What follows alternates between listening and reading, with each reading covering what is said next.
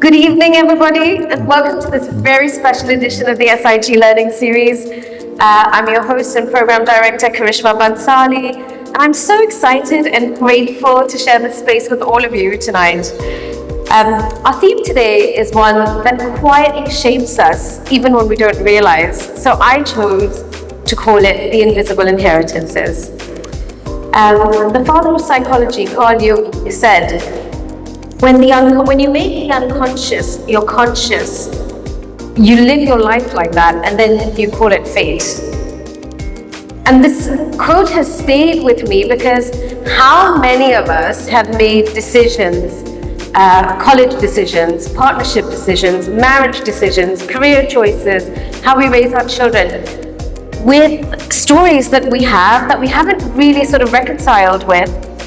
So today I want to urge you to talk to your partner just for a second.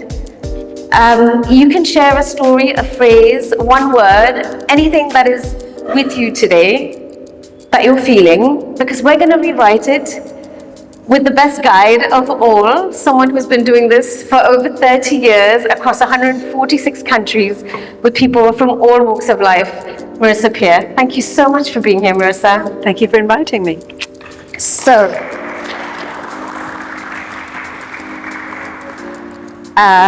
she doesn't really need an introduction, but Marisa is a globally acclaimed therapist, best-selling author, founder of the RTT technique, Rapid Transformational Therapy, a method that blends hypnotherapy, psychotherapy, CBT, and NLP into a powerful tool for deep, lasting transformation.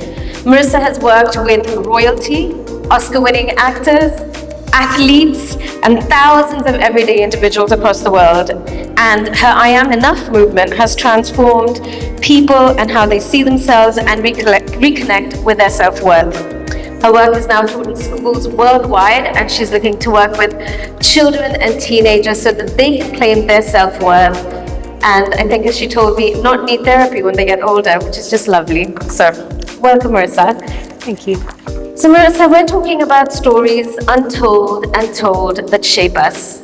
What invisible inheritance made Marisa Peer who she is today?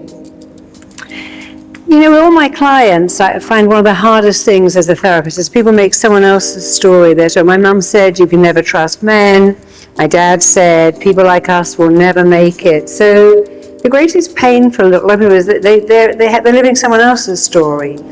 You know, we're a family of accountants, so you're going to be the accountant. We're a family of lawyers, therefore you're going to be a lawyer.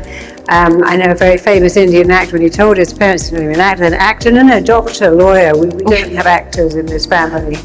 And they were very upset. Now he's extremely famous. They quite like it. But we have to be very careful with stories. My story was quite interesting. It was actually a good story. My parents were very, very unhappily married. My mother was very beautiful. My father was very academic. I don't know if they had nothing in common at all except us. And every day I watched this scenario. My mother would cry and break things and lie on the floor. My father would just pick up his briefcase and go to work. But what was interesting is my brother, sister, and I all saw exactly the same thing. Very sad, unhappy mother, very unfulfilled. And my father had a job. And I looked at that and thought, you know what? You need an amazing career because it helps with the pain. It's a balm for the pain. My brother looked at it and thought, never marry someone beautiful because this is what. And my sister looked at it and thought, always marry someone who loves you much more than you love them. Right? We all saw the same thing. We all made a different story because it's never what you see. Sorry, can you guys not hear? Can you hear? Oh. It's Should we echoing. move closer to them? That might be better. Yeah. Pull our chairs in. Check the... We can go right to the front. Maybe we're far away. No, it shouldn't be a problem. Normally it isn't. So is this all muffled when I speak? Now it's okay? Oh, I just keep it very close. Okay, I think just put it closer. So I saw something even there that it's never what you see. It's the meaning you make of what you see. It's the interpretation you put upon an event, because events affect you, but the meaning you make of an event will affect you so much more. That's actually good because you can change the meaning. So I always had fulfilling careers. My sister had 2 husbands who loved her way more than she ever loved them. And my brother definitely played out his thing too. So that's the thing with a story. It's what you see and what you make of it. And then, of course, because I'd made this story that I need a very fulfilling career, I had to go back and work a bit on the story about having a fulfilling relationship as well, because I'd never seen that. I saw my father have an amazing career that gave him everything, but I didn't see a happy relationship. So if you haven't seen it, it's not always the easiest thing to find it. So that took a bit more work. But now I have a very nice story. I have a great career and a great relationship, and I'm very happy. Lovely. So what you said about stories, right, and how that played out in your family, and I think we've all had stories play out in our lives and in our families. And unfortunately, while we want to rewrite those stories, our brain seems more wired to accept negative narratives as opposed to the positive ones. And your life's work has been about harnessing the power of language to change these narratives. But mindsets are so sticky, so what do you do? I don't think mindsets are sticky. I think we just don't understand how the mind works. The mind is a big robot. It responds to words and make a picture. The way you feel about everything comes under the pictures you make in your head and the words you construct.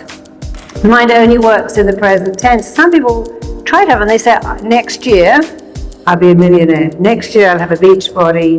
Next year, I'll have the most amazing and wonderful partner.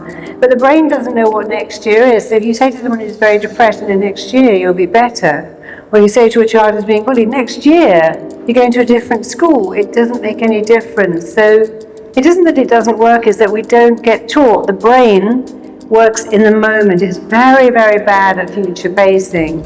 So when you're manifesting or whatever, meditating or whatever you're doing, you have to add the words now, right now, even this minute, even though it isn't true.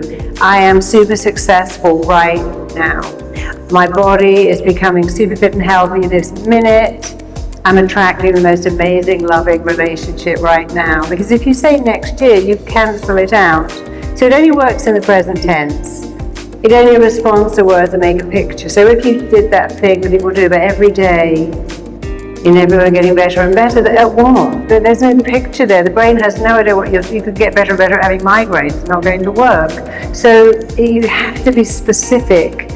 What the mind likes is kind of military style language that makes sense, like I'm freaking amazing, I'm on fire, I'm the most fantastic coach, I'm a genius at IT. So you have to really use very important words and put words in front of words.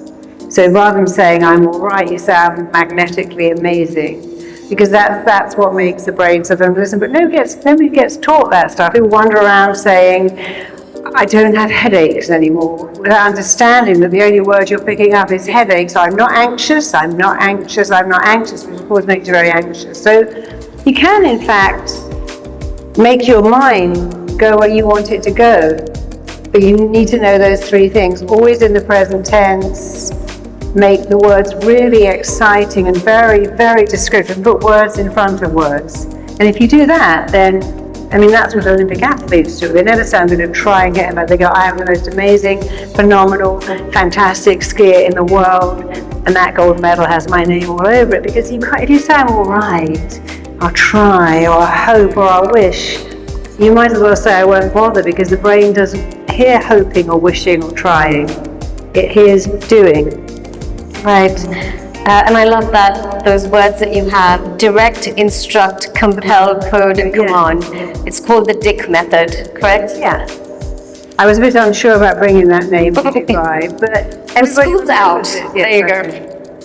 So yes, the mind is very good at healing. If you cut yourself, it will heal. And the body, we know healing works because the placebo effect is getting stronger every year. Every year drug companies are struggling to understand how if you give someone a pill and you give someone a dummy pill, the dummy pill is as effective as the real pill. Because if you believe something's working, your mind starts to make it work. So I created the DIC technique, and it just means direct, instruct, code, command, and compel. And again, you're using military style language. So I was working with someone who This lady had a genetic disorder and she had a 50% likelihood that her child would be born deaf and blind. So she went to a male embryologist who said, we'll just keep getting pregnant and we'll just keep terminating the baby till you get the right one. And after 5 terminations, like, no, I can't do this anymore. I thought that was a very strange thing to say to her, you've got a 50% chance. But so when I saw it, I said, look, if half your eggs haven't got this genetic disorder, you have to tell your brain to ovulate the egg that is perfect. So you could close your eyes and go and imagine you can see it glowing and pulsing and you're going to vibrate, you're going to ovulate this perfect egg. And so we were using this word, we're commanding her brain to pick the right egg, because although it sounds a bit woo-woo, it's actually quantum physics. Every thought you think has a physical reaction and an emotional. So if you think, I'm going to get sick now, that chicken was undercooked. I'm going to get fat now because I ate a whole one of those Dubai Fix bars at the weekend. And you think So that. Just thinking it makes it real. If you think, if I look at a cake, I get fat, that thought creates cortisol, which actually makes you gain weight. If you think, oh my God, that food was so undercooked, I'm going to get sick, now your immune system becomes weaker. So I saw that. People would say when I lived in LA in COVID, there's no defense for COVID. I went, well, there is actually. It's called your immune system. And if you say I have an amazing immune system, you don't have to worry about running around, wiping the carts and getting so freaked out. So I was actually walking back where I lived one day and I saw my neighbour. I said, hey, Michelle, come and have lunch. I went, I haven't left the house for 3 years because of COVID, so I can't come to lunch because I don't leave the house anymore. She had a mask on, but it's all over because I know that I keep getting sick. I'm like, well, that's why I keep getting sick. Because you keep saying you keep getting sick. Why don't you say, I have an amazing, resilient, incredible immune system? Because if you say it, your mind's job is to make it work. So back to my client who was so scared of not having this right baby, we were just giving her these words. Because as she imagined ovulating a grade A, perfect, resilient egg, and her husband's grade A perfect was going to it, and they're making a grade A perfect, but as she was thinking about it, she's making it real. And we know that happens because if you think of something sad, who thinks of something sad and their eyes fill up with tears? Raise your hand. Who thinks of something embarrassing goes bright red? Raise your hand. Who thinks of food in their stomach rumbles? Anybody? And of course for men, if they think of some sex, they get a very physical reaction. It's very embarrassing for them, but the mind doesn't know, is this real? Or is it imagined? So if you sit at home and watch a terrifying film at night, you're too scared to go to bed, because our mind's job is to make our thoughts real. And our job is to think better thoughts. So this lady had a perfect baby, and she wrote the foreword to my book. She said, I didn't understand how you knew medical words. But I said to her, what do you want? She said, well, my womb lining has to be, and that my FSH has to be, and she gave me all these numbers. So I used this commanding, and I commanded her womb lining to be the number she told me, her ovarian reserve to be the number she told me, and the egg to be the perfect egg, and she now has 2 perfect children. It was very nice. I mean, she had a 50% chance of that happening anyway, but it hadn't happened. But so I was using dick therapy really with women who couldn't conceive. The sperm was swimming backwards, the egg was wrong, the womb lining was too thin. And actually doing this commanding therapy was amazingly powerful. So I started using everything. And then I got run over 2 years ago in a pedestrianised street, a place to be run over. It's a street where cars weren't allowed to be. And afterwards, my doctor said, you're probably always going to limp, you'll never wear heels, you're going to have one leg shorter, and you won't be able to walk for 6 months. And after 2 weeks, I was so bored. So I just commanded my left leg to use my right leg as a model, and I could walk after 6 weeks. And because it's not woo-woo, quantum physics says your matter and your matter, we're all an energy. And if you can tap into your energy and change it, change your vibration, you can change anything, even the people around you. And so a lot of healing is not woo at all, it's the belief. I'm going to get better faster. I'm not going to have one leg shorter than the other. I don't want it like that. I'm just going to fix it. And you really can. And again, it's the same thing. Speak in the present tense. Use very exciting words. Excite your imagination. Repeat it a lot. And it works. So, talking about healing, I love one of the quotes you've said. Imagine that your life was a clock, Yes. and your childhood the first 10 minutes. Will you make the rest 50 minutes of your life suffer because of the first 10 minutes? But for so many people, childhood trauma can be buried, it can be mistaken, it can be meddled with. Where do you start from then with that, for that healing? If you haven't done, you talk a lot about inner child work. I do. If you haven't done that inner child work, how do you, or you can't for some reason, what's your starting point to heal? Your starting point is that we're not fragile. We're incredibly resilient people. Human beings are resilient, they're strong, and they're survivors. And if we think we've had it hard, I mean, look at the lives our great-grandparents lived. They lost half their children normally. They didn't have any sanitation. And we now complain because we can't get any Wi-Fi. So the belief that I had a traumatic childhood, I'm ruined for life. Most of us did have a traumatic childhood. Nigella Lawson says, she says, I've seen people ruined by a happy childhood. Mine was so bad. Nothing could ever be as bad again. Her mother died of cancer. Her sister died of cancer. Her husband died of cancer. She said, no, I choose happiness. But I loved what she said. Some people are ruined by a wonderful childhood because nothing is ever, for me, it could only get better. So I do say a lot, imagine your life as an enormous clock and your childhood is the first 8 minutes. And it could be a horrible childhood. I've seen people that have had just childhoods that are so bad, it's horrifying. However, no matter how bad it is, you always have a choice. Well, shall I allow this to ruin me forever? Or shall I say, no, today I get to change? And if you look at people like Tony Robbins, Louise Hay, Wayne Dyer. I mean, Wayne Dyer was brought up in a children's home. Tony Robbins had 5 parents, 5 fathers. Oprah Winfrey had a baby at 14. She was raped repeatedly. But they always had a choice. That was really bad, but it's behind me. I can't change that, but I can influence what's in front of me. And I have a choice of talking about it forever, saying, well, I'll never get over it, or saying, well, maybe I should make the next bit even better to make up for the first bit. So we can't change what's happened, but we have immense power to control how our future works out. And many, many people are amazingly happy, have had horrible, horrible lives. Do you know who Elizabeth Smart is?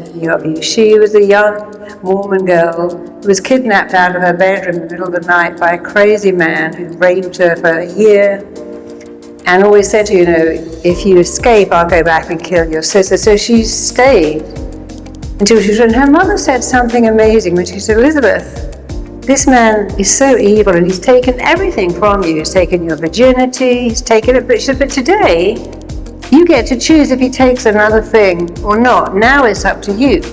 You can choose to be sad and talk about it, or you can choose to say, no, I'm going to live a happy life. The best revenge is to live a happy life. And Elizabeth is married with 3 beautiful children.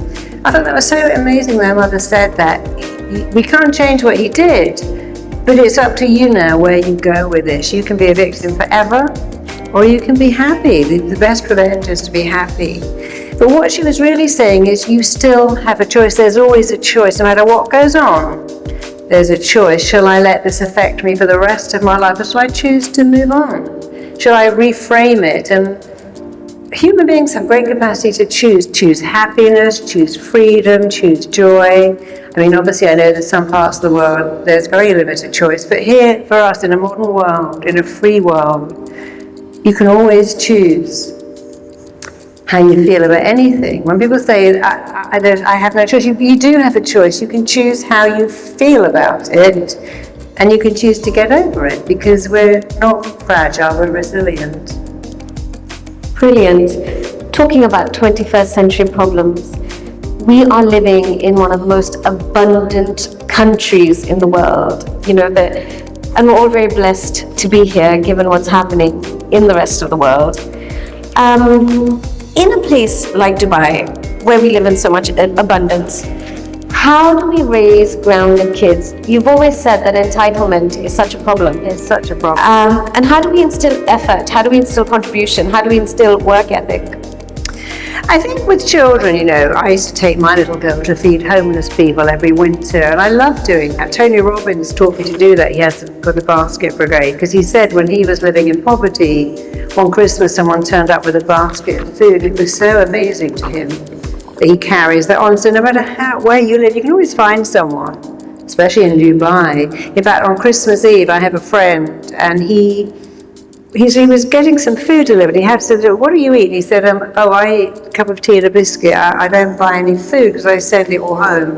So on New Year's Eve, we went around and we gave all the Talabat drivers these little things of chicken and rice. And it was my favorite. I went to a party afterwards. It wasn't anything like as fun. It was my favorite New Year. So here in Dubai, there's lots of ways of giving back. There's lots of ways of getting your kid to parcel up toys they no longer need and things and give them to someone else. So you really have to show children how other people live, so they realize that, oh, not everybody lives like this, not everyone has staff and all these things that I have. That's very important. What was your second part of it? How do you get your children to work? Yeah, I mean, you've talked about self-worth and money, right? Sorry? Self-worth is tied to financial abundance, and you founded this I Am Enough movement, for that reason.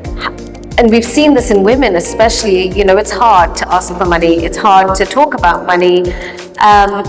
How do we from a young age instill sort of a healthy money mindset, financial independence in our children? I actually read something really interesting about you because you bought your daughter's first painting, didn't you? Yeah, I did. Yeah. I think with your children that the trick is to find what they're good at and then start to pay them. So my daughter's an artist, so I'd get her to make all the family Christmas cards. I get her to wrap all the gifts because she was very artistic. I hated wrapping up Christmas presents, but she loved it. So, she couldn't do that every week, but I would pay her, because what we often do is we pay our kids to do the dishes, to take out the trash, with a good intention, but they often learn, I get money for menial stuff. If your child has any kind of art, if it's cooking, you get to do any meal planning, let them do some cooking, because then they learn, this gift I have, I can actually monetize it. And so, because I could see in my daughter that she was an artist, I would always pay her for doing any kind of artwork or writing or designing or get her to do anything at all that made her see that she could earn a living from art. But of course then when she got older, I had to tell her, look darling, you're an artist, but do you want to be an artist or a successful artist? Obviously it's the second. So you've got to do what you hate. You're now got to take your paintings to galleries, which she did not want to do. Because artists are very fragile creatures and they have no idea what marketing even is. But if you want anything that you requires something of you. So with your children, okay, so here you are, you've got a gift, you're a writer, an artist. What do you require? Obviously to be successful, that requires something of you. So with my daughter, what she required to be well paid and well known and quite famous required her to take her paintings around galleries, which I think she'd have rather stuck a needle in her eye than do that. I said, but that's the thing, you have to do it. People who make it do the thing they hate the most to get to where they want to be. People who make it do what they do not want to do, and they do it first, so you have to do it. So I kind of bribed her. And eventually off she went with her paintings. Mummy, they're too big. I thought, just take one and you can take the rest of the night. She took one into a gallery and they didn't like it. They said, oh no, that's not our thing at all. But as she was leaving, they said, but there is somewhere over there in Portobello Road. They would like it. And when she left there, it was hanging up in the window. So she learned something. I was very glad she got rejected first. But you have to teach your children, even if you have a skill. I know John Gray very well, who wrote Men Are From Mars and Women Are From Venus. And I saw in him something I see in many writers. They spend far longer working on their books to sell than they ever spend writing. Writing a book is easy, I've written 7. But the work involved in making them sell is so arduous. It's not as fun. It can be really hard work, but if you require something, it's going to require something of you. So you teach your kid, look, you do have a gift. You have a gift for sport, you have a gift for IT, but you still have to do 3 things. Find your gift. That's okay. For some of us, we don't know what it is. Find your gift. And then the second step is perfect your gift. Constantly work on your gift. Just because you've got a gift doesn't mean you can't keep working. Improve it. When you've improved it, take your gift to market. But while you're working on it, you have to really work on this, I'm worth it, I deserve it. I love this story of Celine Dion at 14, sent an audio tape to Sony, and nothing happened. And so finally she called them and they went, oh, we didn't like it. And she said, you didn't play it. If you heard my voice, you would sign me on the spot. And they were so shocked by her confidence, they found the tape, played it. They did sign her, not on the spot. It's amazing. But it wasn't enough. She sent the tape, nothing happened. She had to do that awful thing called cold calling, and that wasn't easy. I had to really sit and be brave and then call them and say, what do you think of my tape? When they said we didn't like it, she said, you didn't play it. But I like that. So it's the first step is never enough.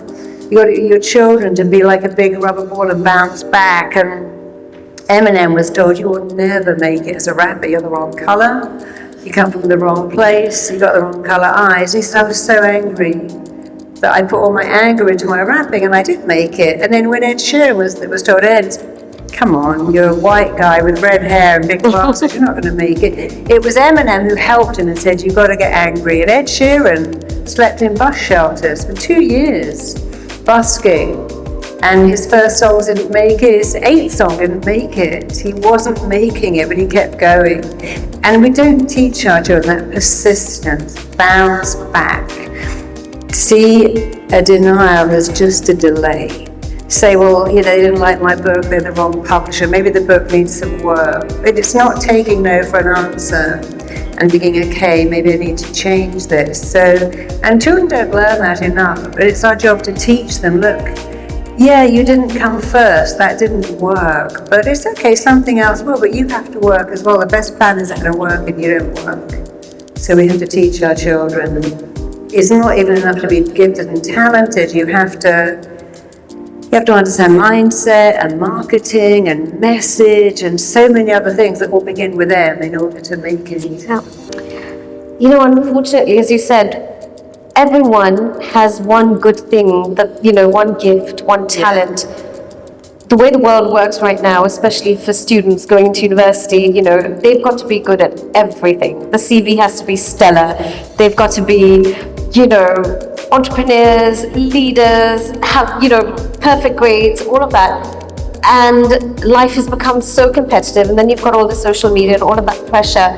How do we empower our teens today to feel enough in this scenario? That's so not true. I mean, I know we're told that. I'm doing a lot of work with Stephen Bartlett now. He's from Dragon's Den. And he said, I'm probably good at one thing. If you're good at one thing, come and work for me, and I'll never make you good at anything else. In fact, you can be bad at everything except the one thing I employ you for. And actually, schools do that when they start streaming. They try to make you good at everything, but you can't be good at everything. You don't be good at one. I don't do gardening. I have no idea how to do feng shui. I don't sew. I don't do carpentry or plumbing, but I'm very good at the thing I do. And a little while ago, I was doing an interview with Stephen, and I was talking about this little boy that was sent to me, and he was so upset because he couldn't understand languages. I said, but darling, you're a genius at computers, and that's where you're going to go. I said, so close your eyes and just imagine if the whole world were all good at everything. You would never go out for dinner because you'd be the best cook in the world. You'd never have a plumber or an electrician or a gardener. You'd make your own clothes. It would be a very sad world because you're supposed to be good at one thing to let someone else be good at one thing. But what was so strange is this school rang me and went, hey, we loved that talk. Can we use it in our assembly? And I said, yeah, I was very pleased they wanted to use it, but rather alarmed that they didn't know. They didn't know already that your job is to find your gift, perfect your gift. And the more you try to be good at everything, the more you become a jack of all trades and a master of none. When I used to take my daughter to feed those homeless people, I said, what can you do? Oh, I can do everything. I'm a carpenter, I'm a chef, I'm a cook, I'm a painter. They could do everything badly.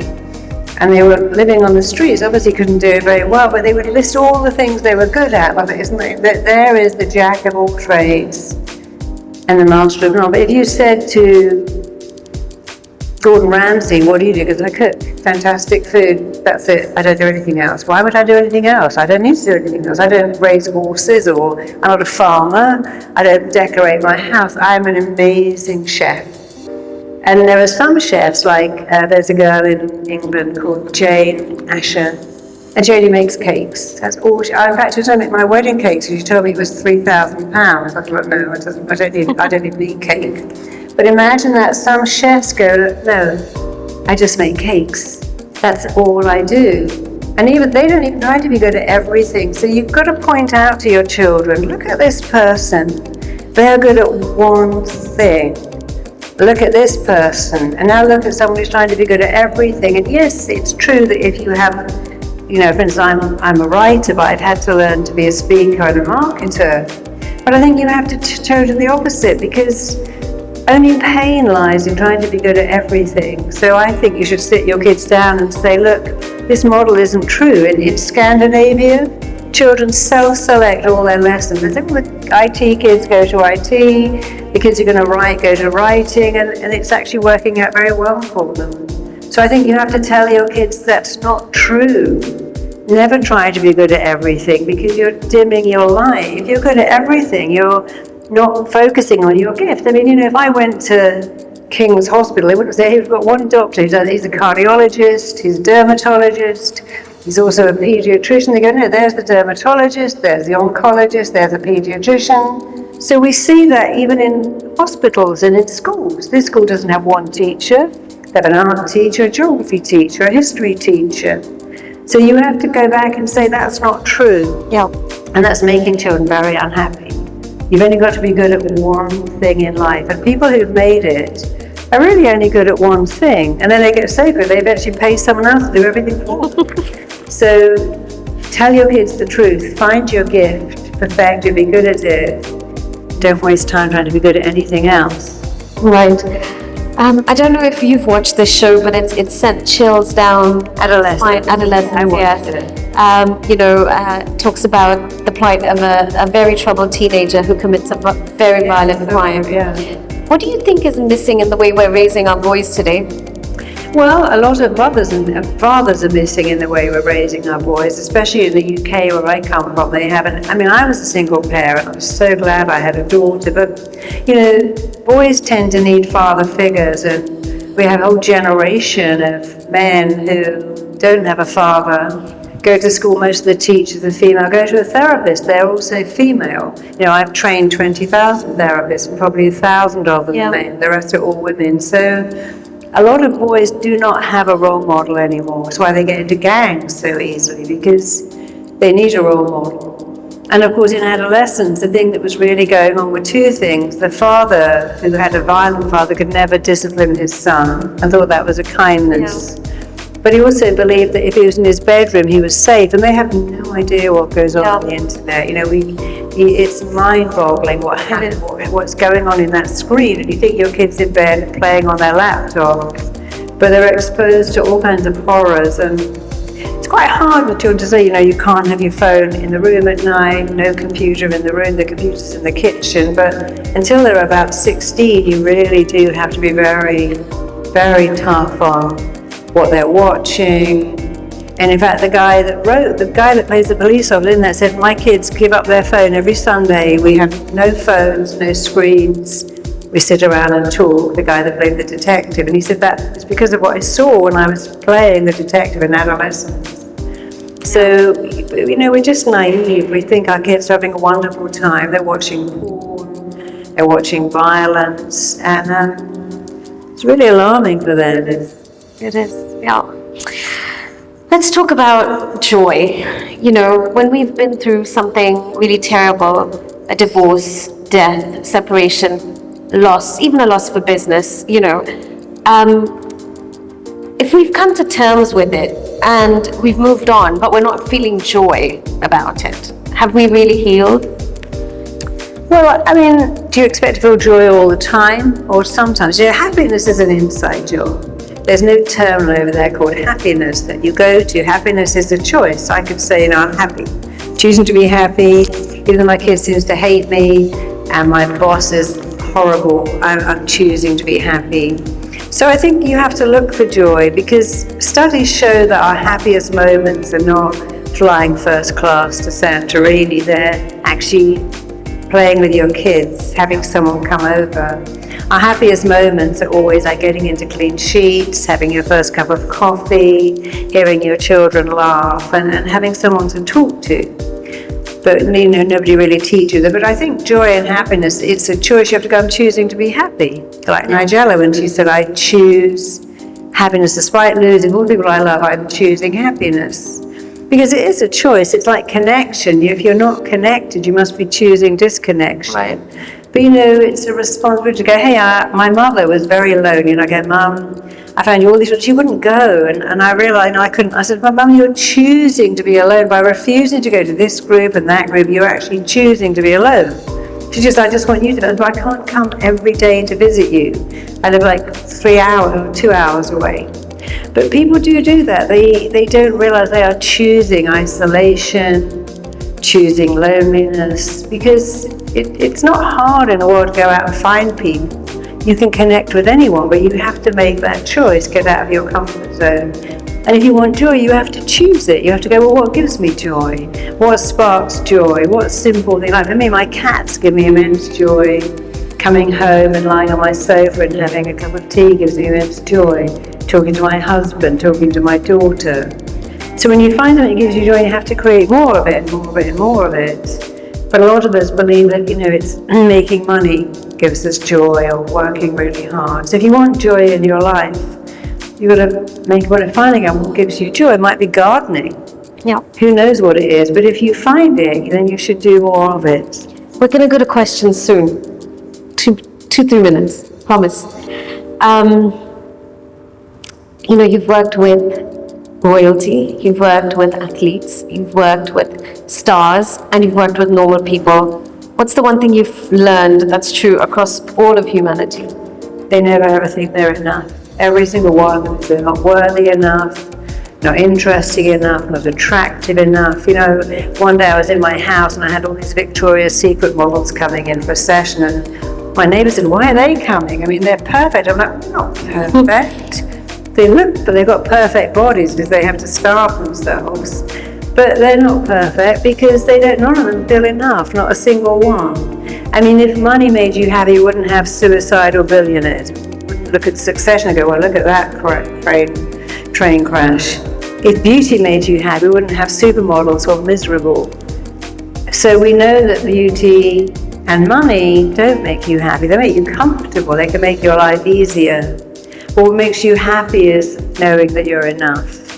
And most people think they're not enough because of schools that stream them and people that tell them, you've got to do this, and your sister could read when she was 4, and your brother never got food on the floor. So we start to compare. We know that comparison's a thief of joy. So don't compare yourself or your kids to anyone. And tell yourself you're enough. It sounds that in 90% of, actually the common denominator of people's illnesses is this not enoughness. So now you can go online now and ask this site to rate you like an egg. And they go, well, you're a B, you're a C, or a D, or an E. And imagine our kids are asking a website to rate them, and they rate them badly, and then they feel awful because it gives someone else permission.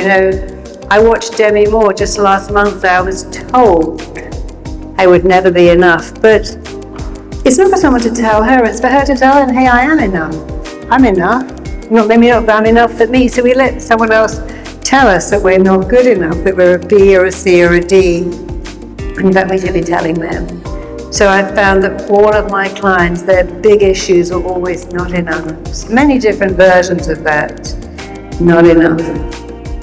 And so I always thought, well, if that's the common denominator of everyone's unhappiness, not being good enough or worthy enough or interesting enough or qualified enough, surely the answer is to say, well, I am enough. So I created the I'm Enough movement, put it into schools a lot. And it's very important to say I'm enough, just the way I am. And it's even more important to have your children say it. I was in Spain a couple of years ago at an event, and someone called me and said, hey, we've got 16 children here all talking about suicide. Can you come and work? One of them was quite a famous footballer. He was 18. So the youngest was 12, oldest was 18. There were 16 of them. And they'd all talked about killing themselves. And I said, look, I've only got an hour and a half. Go lie on the floor with your head, because I was going to walk around and do some hypnosis on them. I said, so I want you to take a piece of paper and write on your chest what you need. So I can walk around all of you and do this hypnosis. And they all wrote almost the same thing. And I've still got those pieces of paper almost broke. One of them wrote, I just want to belong to somebody or something. One wrote, just want to matter. And the others all wrote, I'm just not good enough. And that was so sad. And they came from very families that sent them to this event I was at, paid for it. But each of them said, I'm not enough, I don't matter, I don't belong. And Marilyn Monroe said that one. She said, I've never belonged to anyone in my whole life, and I probably never will, ever. And she believed that she would never belong to anybody because she didn't have parents. So we can see, what I can see when I work with troubled children, it all comes back to this feeling, I don't matter, I'm not enough. And if you can just get them to do the opposite, I do matter, I am enough. So all my clients who come in, I've got something on YouTube, you can look at it, it's called the unmet need, the emptiness inside here that leads to addiction and binging and compulsive shopping and compulsive shoplifting comes from the unmet needs of children. Children's needs are very simple. They need to feel safe, loved, significant and connected. And you might say, well, my kid's safe and loved, but they're not connected, I hope. I was obviously homeschooled a kid, and I said, why? And her name, her name was something like Magic Tree. I don't know what she called him, and I'm like, this is really cruel what you're doing to your 14-year-old kid. You're called Magic Tree, and you're homeschooling him, and he needs to go to school and kiss girls and mess about, and why are you doing that to him? This is not his dream, it's your dream. You want him to be a spiritual hippie. He's a 14-year-old boy. But I could see that all his needs, he's not connected, he has no friends at all. So I said, he's safe and he's loved. He's not connected, he's not significant. So we've got to look at these four needs: loved, safe, connected, significant, and try and give them to our children. But we also have to say, but I still have these unmet needs. And so if you have them, you have to go, okay, can I sit with myself and say, I'm choosing, I'm finding connection, I am loved, I'm safe to be myself, and I am significant. Because if you can do that over and over again, you'll bypass all the criticalness in your head, and you'll feel that you are enough. So telling yourself, well, I'm enough, I'm enough, I'm enough, is a great way of fixing the not enoughness that's an epidemic of people compulsively shopping, compulsively eating, compulsively drinking. Because if you're not enough, you're going to need more of something. But if you know you're enough, it's a good place to be. I never thought I was enough, but I do now. But I had to do that myself. It's not, once you get to 20, it's not your parents' job to do that, it's your job. And that's actually very good news, because no one can do it better than you. You know the missing bits, things you haven't heard or weren't told. And it's never too late to sit down and just say them to yourself over and over again, and really help your kids never get to that place where they have all those unmet needs.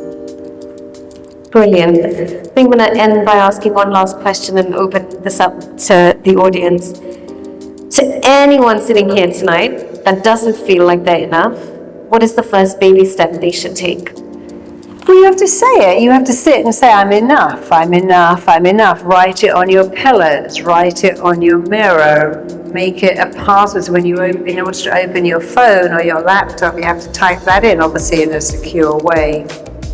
And when you start to go, I'm enough, of course 5 things happen. The first is you can feel quite sad and even tearful because you don't believe it. The second is you can actually feel angry. You go, I'm so angry that Marisa Peer telling me to say this stupid stuff. But you can feel very dismissive, and that's very normal because we're fearful of change. But when you say I'm enough a lot, you're taking control of the direction of change in life and making it change for the better. So you can feel sad, angry, dismissive, and the fourth way is to say this is just silly old woo-woo. But it's not. First of all, silly old woo-woo actually works, but it's actually quantum physics. You're changing a whole energy field and changing other people's energy field that are around you, and you can resonate that enoughness. And the fifth thing that happens is you go, well, I like this. I feel good saying this. But if you have the first 4, it just means one thing, it's not yet familiar. And the mind does like what is familiar, but if you keep doing it, it becomes familiar. So like putting a bit of silicone on your finger, putting it in your eye is not familiar until you do it every day, and then it's very familiar. So say it until it feels comfortable, and then it'll stop being what you do, it'll become who you are. So I highly recommend saying I'm enough. It's so simple, but its strength is its simplicity and its honesty. Amazing. Questions? Hi. It's even one was thank you so much. For people practice, it's simple one when I am not meditating and really find out I was over combinations. And so the other assimilates but something that I say that I never mind twice. And happiness. Thank you so much. Thank you God for doing all this. You keep doing this process say for 1.5 years. And there are times, this is tested. So you have to think that days, weeks. Now, how do you continue being on your own? How do you remember yourself that this is the right process that you need to keep doing it? Because see, something is not working in your favor. We give you your morning ritual practice. Now, how do you keep yourself motivated? How do you train your mind to do something that works? That's in the process of learning. Because when I'm trying to do something, you have to see these, or you can work in your favor, Yeah, well, you have to give yourself some off days, but first of all, when you're doing that, it's not enough to just do it. You have to use all your senses. So you should close your eyes. Let's say you say, I'm an amazing public speaker. Perhaps let's say we're all going to manifest that. You have to really focus on what does that look like, and really see what it would look like to walk on stage. What would you? And then you have to feel it. What does it feel like in my body? Oh, I feel a bit scared actually, but I can tell myself that's excitement. And then you have to know, what does it sound like? What do I hear? What are people saying to me? Can I hear them clapping? Can I hear my own voice speaking and sounding really good? So you've got to use all your senses. What does it look like, feel like, sound like? Even what does it smell like and taste like? So when I was working with that woman to have the baby, I would imagine her kissing a little baby's feet and hearing words, this baby is perfect, and smelling the baby and touching its head. So she was using all her senses. Because one sense, what it looks like, isn't enough, because we're not all visual. Some of us are more kinesthetic, some of them are auditory. You need to use all your senses. Then you should have a vision board up and have pictures of it. You should make it your screensaver on your phone. So you should really be absorbing it everywhere you can. And again, maybe you should say, I am the most amazing speaker would be the key that opens your computer. That's your password. So you have to really kind of have it everywhere, have it stuck on your fridge. But people say, I've got something on my fridge on a post-it note, but I never say it out loud. You've got to state it, affirm it, embody it. There's no point in going, my post-it notes, I'm enough, and I kind of mumble it out the side of my mouth occasionally. You've got to really say it. You've got to excite your imagination by saying it, stating it, affirming it, embodying it over and over again. Activate all of your senses and put it all over your house too. We all know, I mean, I was in India with Jack Canfield last month giving a talk. He was a guy who couldn't sell chicken soup for the soul. Nobody would buy it. And he began to take out the New York Times bestseller list, and he whited out number one, and he wrote chicken soup, and he put it all over, put it on his ceiling, so it was in bed, he put it in his shower, and he kept saying chicken soup is number one, it's the New York bestseller number one. But he had to really, he couldn't just say it, he had to see it, feel it, hear it, imagine it. Imagine it. When I wrote my first book, I said to my daughter, darling, my book's going to be in the whole window of this bookshop. We're going to come in and it will be here. I mean, that was future pacing, but I would see that. And I say to the books, I'm going to come in and do some signings because I'm a local author, and everything I saw became true. But I did have to go in and say, hey, I'm a local author, there's a local bookshop, you definitely should have the window full of my book, and I'll do some signings. They can't send them back once you've signed them, so that's a good thing. But it's not enough to just see it. or to just say, I'm just going to say, I'm shanty and money's going to fall out of the shower. Well, that's not going to happen. How am I going to make money? What am I going to do? What am I going to do more of? There's people saying I'm going to be a millionaire, but for doing what? You have to be, what will I do to be a millionaire? How will I get there? What does it look like, feel like? So use all your senses, put it all over your house, images, pictures, put it on your screensaver, because then it's more real. Until it's just something you're saying. So saying, I'm going to be a brain surgeon. Well, that's never going to happen. If you just say it every day, you will never be a brain surgeon just by saying it. If you really want to do that, and you went to medical school, you can make it happen.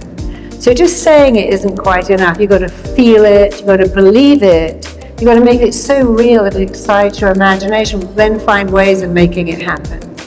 So we can all say, I'm going to write a book, but actually, most people won't sit down and write a book because it's quite isolating. And even if you write it, there's no guarantee it will ever sell. You've got to do a lot of things. But when you like it, you start to enjoy it, it all becomes easy. So use all your senses and make it much more exciting. And then you can say, actually, it's not happening as quickly as I thought. I can have a day off, a week off, but I'm still, because success is not never failing. It's how fast do you get back on it. So give yourself a day off, but then bounce back. Next question. Hi, thank you. So much of what I was speaking to you become more on the words. And with your perspective about body, you could be relation to trauma. That we know the trauma part of the medicine. Yeah. Well, that's what trauma means. It's stored in your body. But the mind is always going to overrule the body. The mind is the most powerful thing. So this was allowed to work like this. I think a thought, my thoughts create my feelings, and my feelings create my behavior. So the thought comes first. I think a thought, and the thought I think completely creates the feelings I feel. And the thoughts and feelings then create the way I act and behave. So if you go to it the other way around, I'm going to do some work to get this trauma out of my body, some sound baths or some breath work. That's okay, but remember, thought comes first. That is a law. Thought comes in front of everything. You can't be scared of a dog unless you think I'm scared of a dog. Small children will pick up a toy snake, they'll put a cockroach. They don't know what fear is. They walk straight out of an upper window because they don't have those thoughts. So you have to be thinking a thought to feel a feeling.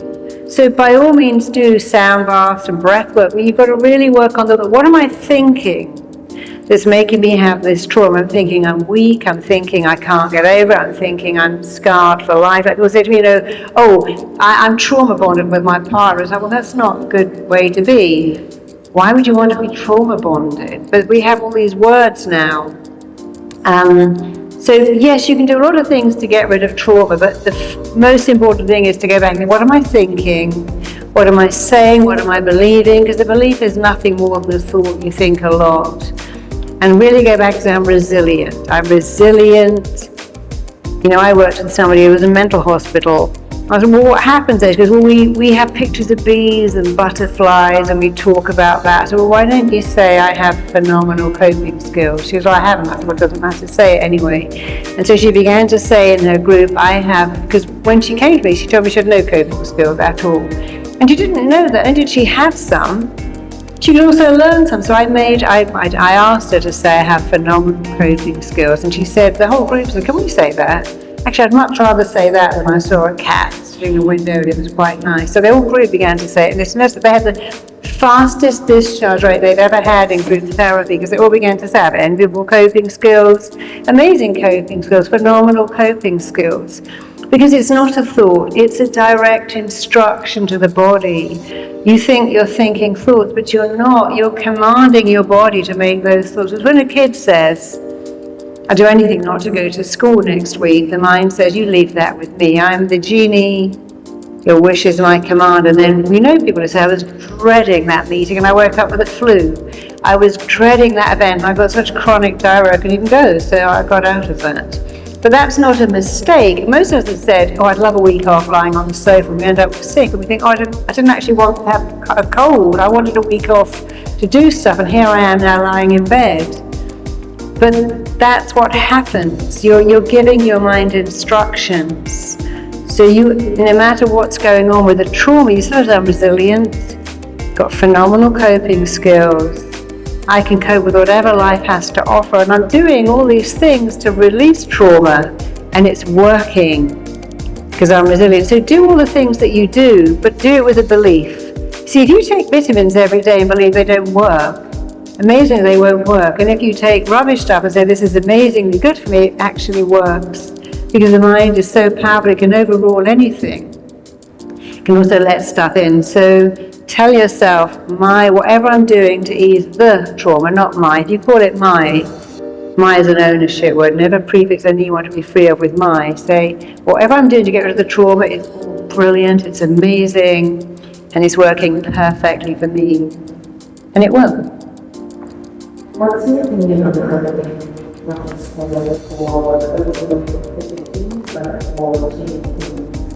Well, an addiction is classified as anything that takes you away from a bad feeling to a good. You can be addicted to anything. Obviously a lot of it, if you take Xanax and come off it, one of the side effects is fantasizing about killing yourself. And you think they put that on the packet, but they don't.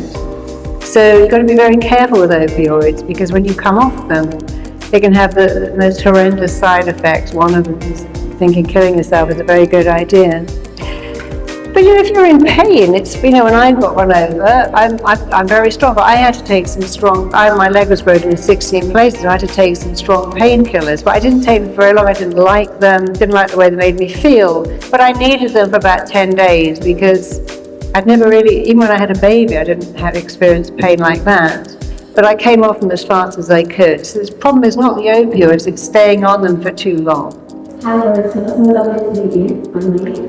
So my question relates to kids. So nowadays, we teach them academic success and super important, but I teach my kids that empathy, compassion, and this really cool world is very important. What my children find really hard is to be resilient. Yeah. So, watch the in Gaza, Sure. I tell them to shut it down. Yeah, don't watch it. The brain doesn't know if it's real or imagined. So when a small child watches a war thing, they feel they're in it. So a human need is certainty. As an absolute need, we all need certainty. And what's happening in the world now is we don't have certainty.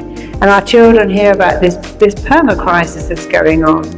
So in an uncertain world, you must be the certainty. You must be the same mum, have the same meals at the same time, the same framework.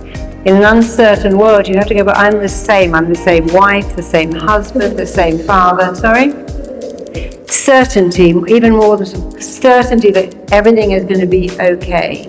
It's all going to be okay. Everything's going to be just fine. When my daughter was having a baby, she'd come up with all this stuff. Her friend was telling her these horror stories about the national health. I said, darling, I'll pay for you to have the baby privately. They got certainty now. Don't worry about that. But I said, you've got to start talking yourself out of this, not into it. Because when you have a brilliant brain, you have to just talk myself into it or out of it. And so I was told to stop reading all the papers about, because there's a phase, just before she had a baby, they were talking about all this maternity wards in England that were understaffed and it was terrible, that were having awful births and being abandoned. So don't read any of that stuff. You're having a private birth now, so that's not going to happen. But you shouldn't read it anyway. And I was giving her certainty. When your kid comes up and says, nobody likes me, I'm being bullied at school, you have to tell them this one thing, darling, this is not your world. It's your world today. But it's not your world. You're going to have a great life and be happy. So my daughter got into school late, which was hard for her because she didn't have any friends. And she'd say that, I said, darling, you don't have any friends today. This is your life, but it's not your life. Your life is with friends and having the great time. It's just your life today, which is very contradictory to the future pacing, but children understand that. So yeah, you're looking at the war, but that's not your life. Your life is here with me, and it's a life of certainty, because they can tell the difference. But you must be, as a parent, and give them all the certainty you can in an uncertain world, because all your kids ever want is for you to be present with them. They don't care about anything except that, be present with your kids, not all the time, but when they come in from school, when they need you to be present with them. Children do something very interesting. In order to make sense of a situation, they take ownership of it. My dad's always shouting, I guess I make him unhappy. My mum's always at work, oh, she must like that thing more than me. So a child will take ownership of any problem to make sense of it. If you apologize to your kids, you stop that happening. Darling, today mummy wasn't very present, today dad lost it. Apologize to them, upset a bit enough that they don't own the problem. What does it mean? Mummy, have you got your perimeter? She goes, I knew it, because you were very irritable. So I'd say, darling, mummy had a period today and she wasn't very patient. And I'd always kind of own it. What is she, mummy? I think my teacher's having a period. She's so irritable. And the teacher, she was right, because she was going through the menopause and she was so unreasonable and unpredictable. But she worked out, I told all the class, she's just got her period. It's not about us, it's about her, because she didn't have to only go, oh, my teacher's being mean, what am I doing? So that's a big thing. So be present, apologize when you need to, and tell your kids what they're good at. And those three things will make you an amazing parent. You'll never get it right all the time, but you'll do a lot better. Thank you. 2 more questions. Very good to meet you, sir. I have a question here in the chat that Yeah. So I find this question genuinely really funny.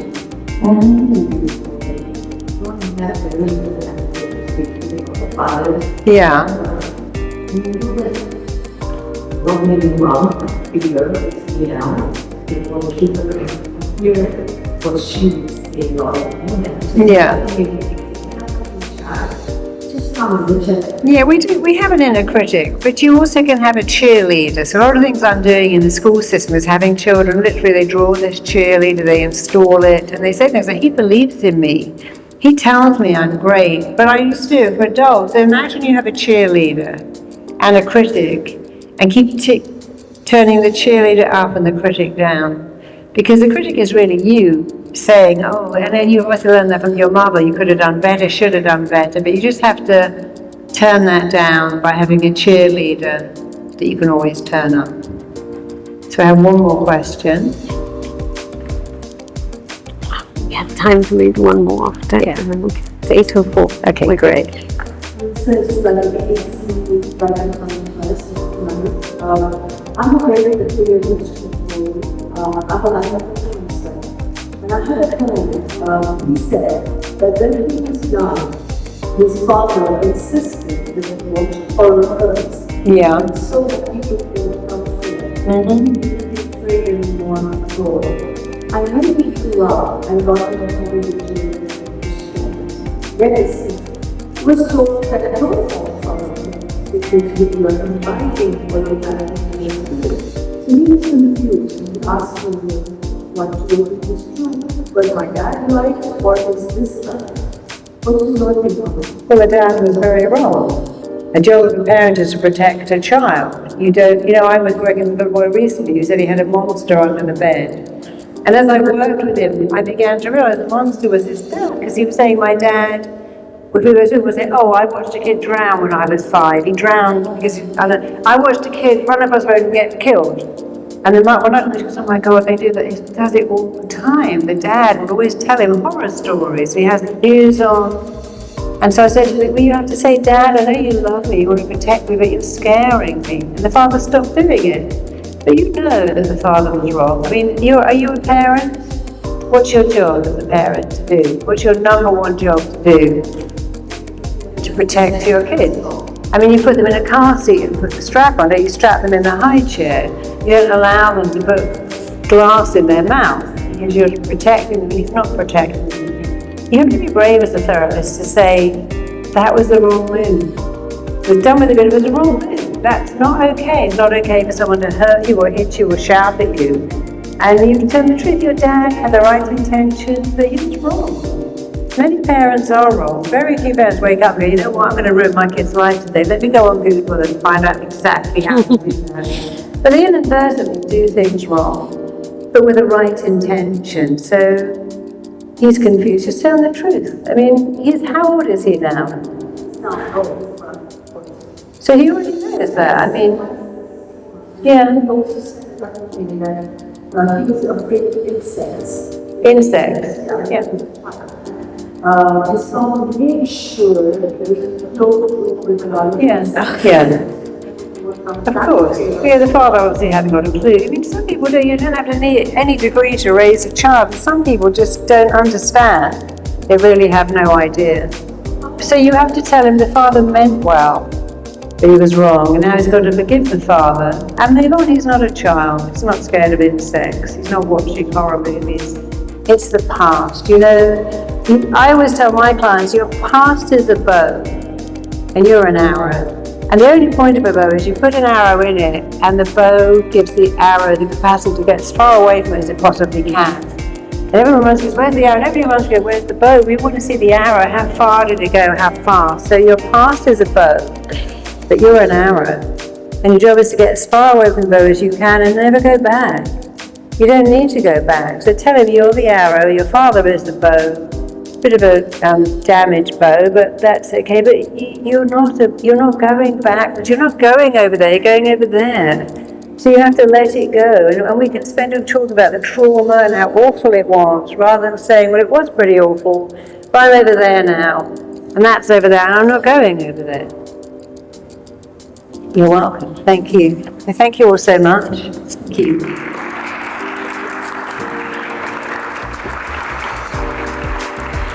Thank you, everyone. Thank you, Marisa.